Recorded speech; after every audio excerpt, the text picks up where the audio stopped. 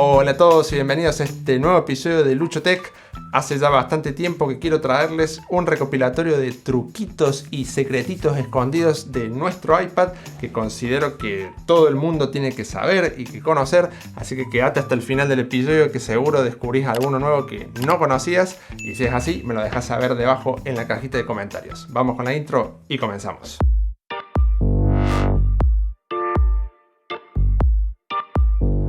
Antes de comenzar, comentarles que estoy utilizando la versión de iPadOS, la 15.3, y que alguno de estos truquitos estará solo disponible para esta versión, pero que muchos otros funcionarán en todas las demás anteriores. Pero que si encuentran alguno que no les funcione, es muy probable que se deba a que les falta alguna actualización del sistema operativo.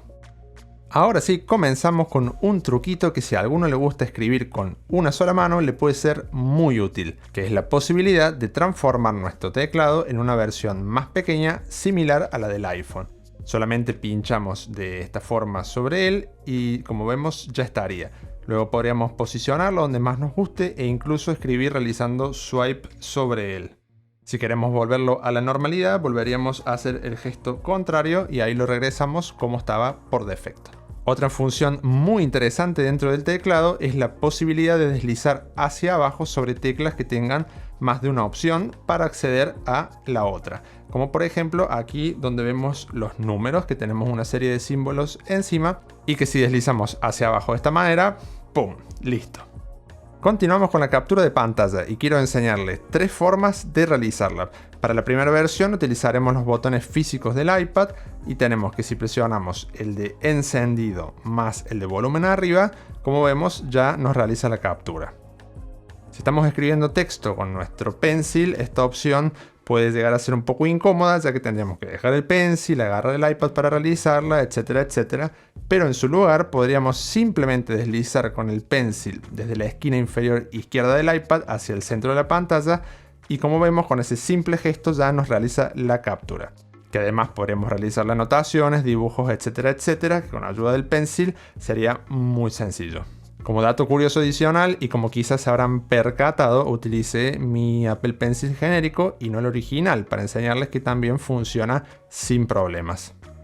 La última versión para realizar una captura de pantalla está unida a la siguiente función que quiero enseñarles, que es la de activar el Assistive Touch. Algunos se preguntarán, ¿y esto qué es? En esencia es una especie de botón táctil que queda flotante en la pantalla y como ven se magnetiza a los laterales y desde el cual podemos acceder a muchísimas funciones que podremos configurar también a nuestro gusto. Para activarlo nos dirigimos a Ajustes, Accesibilidad, Tocar y ya lo encontramos aquí encabezando la lista. Entramos, activamos el switch y como ven podemos configurar infinidad de cosas como vemos aquí en el listado.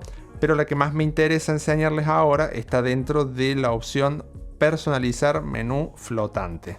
Cuando entramos aquí podemos configurar cuántas opciones queremos que tenga cuando apretemos en el botón del Assistive Touch y qué queremos que haga cada una de estas opciones. Vamos cliqueando una por una y eligiendo la función del listado. En mi caso tengo la captura de pantalla seleccionada y me es súper cómodo realizarla desde aquí. Pasamos ahora a hablar de gestos y vamos a repasar los que yo creo son los más indispensables.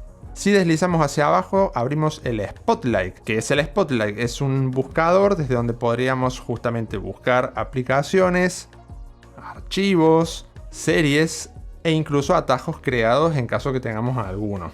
Ahora bien, si deslizamos desde debajo del dock en caso de que estemos en el Home hacia alguno de los lados, podremos acceder rápidamente a alguna de las aplicaciones que tengamos activas en segundo plano, o si ya estamos dentro de alguna de las aplicaciones vemos en la parte inferior que nos aparece esta barrita negra que si presionamos sobre ella y deslizamos hacia los lados también nos podríamos desplazar a las demás aplicaciones que tengamos activas en segundo plano. Esto es muy útil ya que nos permite intercambiar rápidamente entre todas las aplicaciones que tengamos activas. Existe otro gesto para realizar esto mismo que es aún más rápido, que es si deslizamos con 4 dedos sobre la pantalla hacia los lados, también nos desplazaríamos de una aplicación a la otra. Si en vez de deslizar hacia los lados con los 4 dedos lo hacemos hacia arriba, estando en cualquier aplicación volveríamos al Home.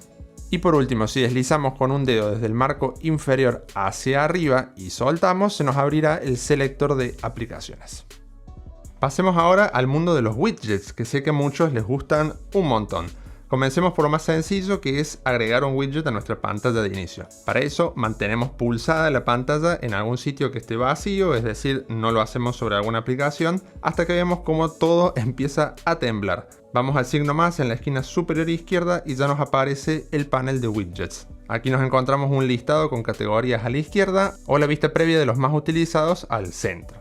Al cliquear uno nos hará seleccionar su tamaño, le damos a añadir widget y ya estaría.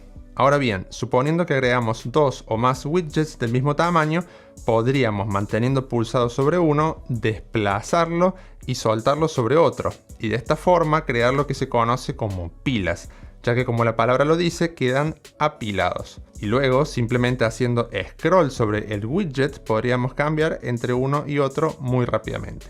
Por último, si estamos en el Home y deslizamos con un dedo de izquierda a derecha, se nos abre el panel Hoy, donde podemos ver una serie de widgets ya preconfigurados, pero que también podríamos adaptar a nuestro gusto de la misma forma que hicimos en los pasos anteriores. Es decir, manteniendo presionado para agregar nuevos o quitar los que ya estén, presionando en el símbolo menos que vemos en la esquina superior izquierda en cada widget, como también podríamos crear pilas de la misma forma que lo hicimos anteriormente. Anteriormente, para editar las aplicaciones en nuestro Home, es decir, para cambiarlas de lugar o ponerlas en otra página, teníamos que mantenerlas presionadas para activar el modo de edición. Pero ahora basta con mantener el dedo un segundo sobre alguna y empezar a desplazarla. Y como ven, ya se activaría automáticamente el modo de edición. Adicional a esto, una vez que tengamos una aplicación y la estemos desplazando, podríamos agregar aplicaciones adicionales simplemente haciéndole un tap sobre ellas, como estoy realizando yo ahora mismo, y moverlas todas a la vez. Esto es muy útil cuando queremos cambiar todo un grupo de aplicaciones, por ejemplo de una página a la otra, las seleccionamos de esta forma y las llevamos todas al mismo tiempo. Este último truco me da el pie necesario para entrar en el mundo del drag and drop, con el que podemos hacer, por ejemplo, lo siguiente. Supongamos que queremos enviar algunas fotografías por email. Nos dirigimos a la app de fotos y empezamos a seleccionar las que queremos enviar. Seleccionamos la primera manteniendo presionada sobre ella y sin dejar de pulsar la pantalla vamos seleccionando las demás. Luego, sin soltar, nos podemos ayudar también de la otra mano.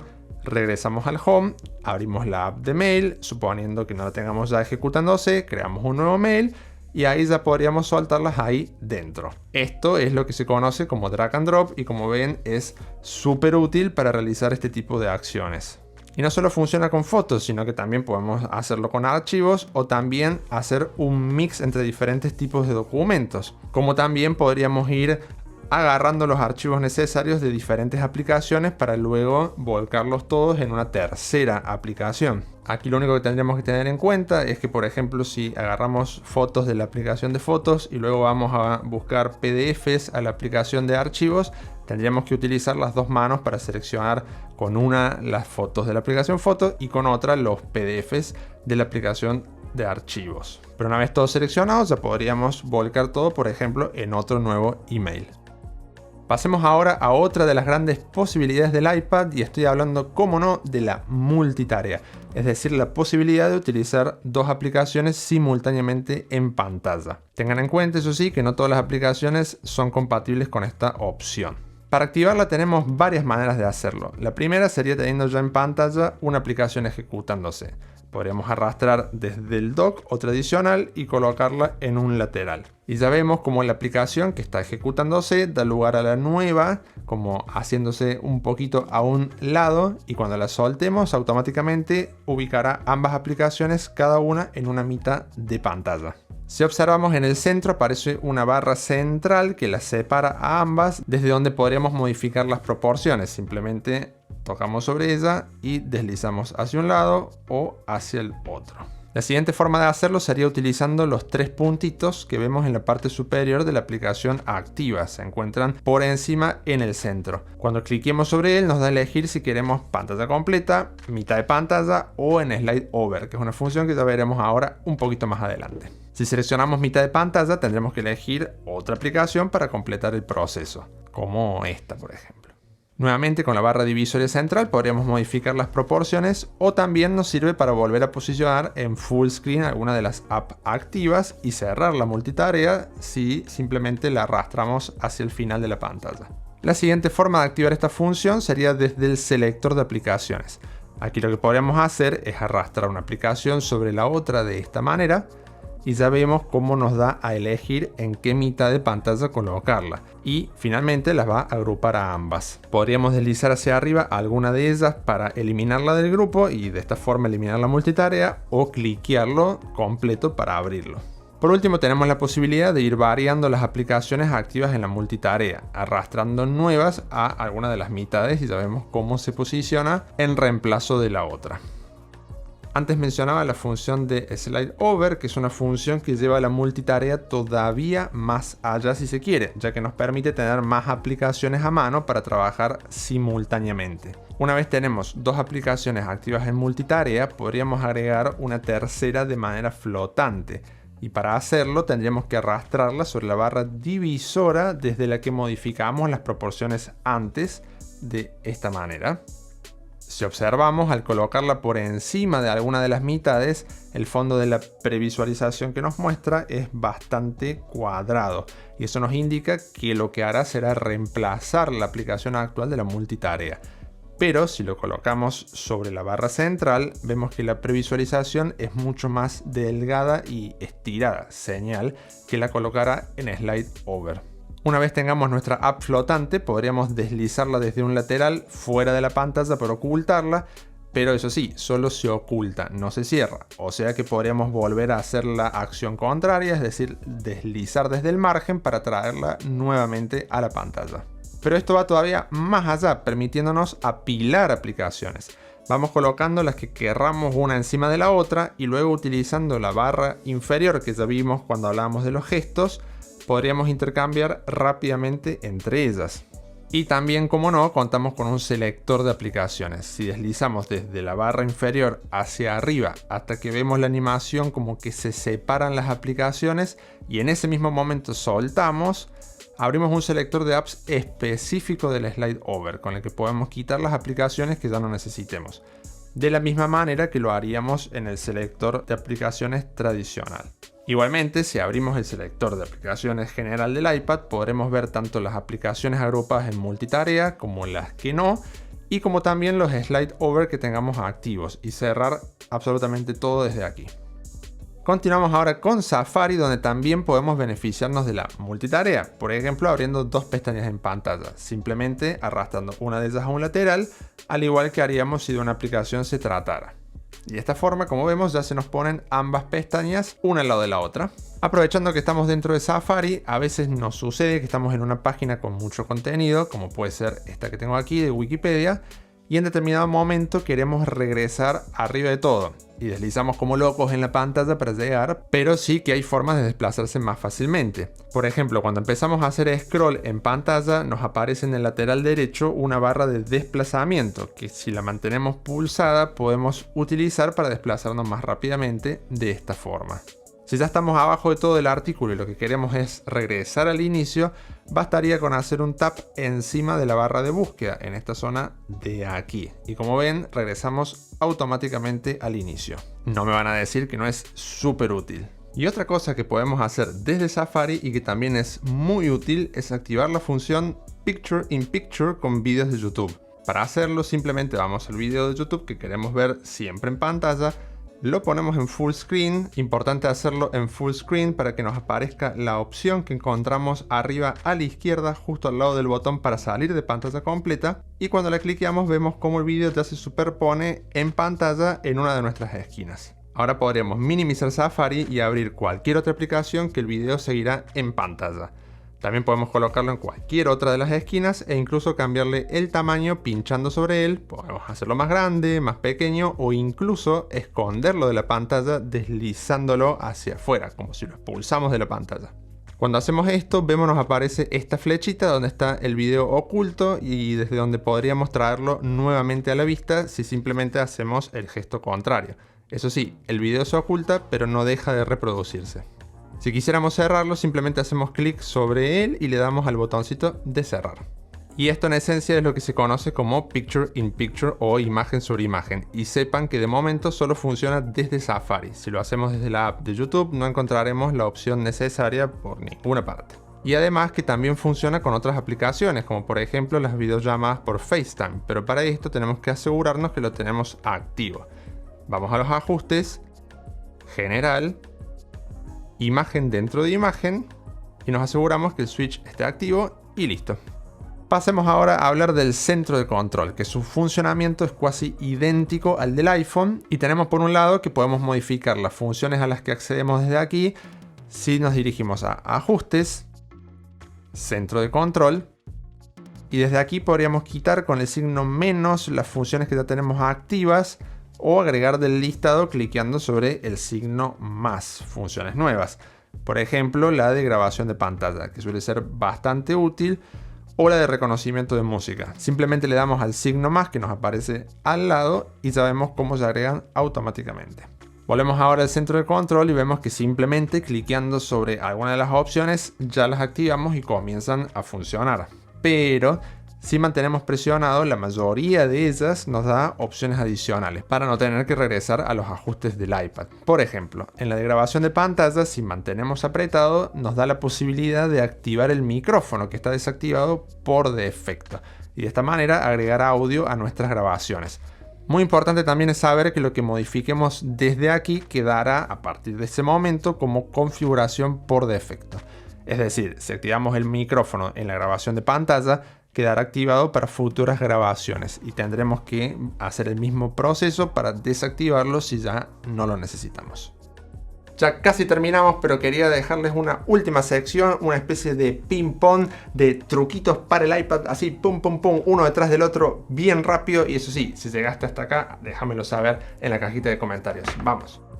Cuando vamos a compartir algún archivo, nos aparecen aplicaciones predeterminadas para seleccionar por defecto, que podemos cambiarlas si nos deslizamos hasta el final, cliqueamos en más, luego en editar arriba a la derecha, y al igual que en el centro de control, quitamos con el signo menos o agregamos con el signo más, y también podremos reordenar a nuestro gusto utilizando las 3 líneas horizontales al lado de cada app, ya agregada al listado, y cuando terminemos le damos OK, y ya tendríamos a mano nuestras apps favoritas en el orden que nosotros hayamos decidido. Si deslizamos desde la esquina inferior derecha hacia el centro de la pantalla, podemos abrir las notas rápidas para tomar apunte de cualquier cosa que necesitemos en ese momento o guardar algún link o lo que sea. En este caso, la imaginación es el límite. Si mantenemos apretado sobre alguna aplicación, activamos la función de clic derecho para acceder a muchas más opciones que nos ofrezca cada aplicación. Eliminarla o incluso si la mantenemos más tiempo, entraríamos en el modo edición. Funciona casi como el antiguo 3D Touch. Por si no lo sabían, a través del puerto USB tipo C del iPad podríamos utilizarlo como power bank para cargar, por ejemplo, nuestro teléfono, o sí que también existen accesorios para cargar otro tipo de dispositivo, como por ejemplo un Apple Watch. Actualmente nuestro iPad ya no necesita aplicación específica de escáner, ya que la app de archivos la incluye nativamente. Si entramos en ella y vamos al icono de los 3 puntitos de arriba del menú lateral izquierdo, seleccionamos escanear documentos y ya se nos abre la cámara lista para comenzar a escanear. Si utilizan mucho el iPad o el iPhone, que también vale para el iPhone, durante la noche o a oscuras y el brillo mínimo posible les sigue pareciendo demasiado iluminado, se puede bajar aún más si seguimos estos pasos. Vamos a ajustes, accesibilidad, pantalla y tamaño de texto.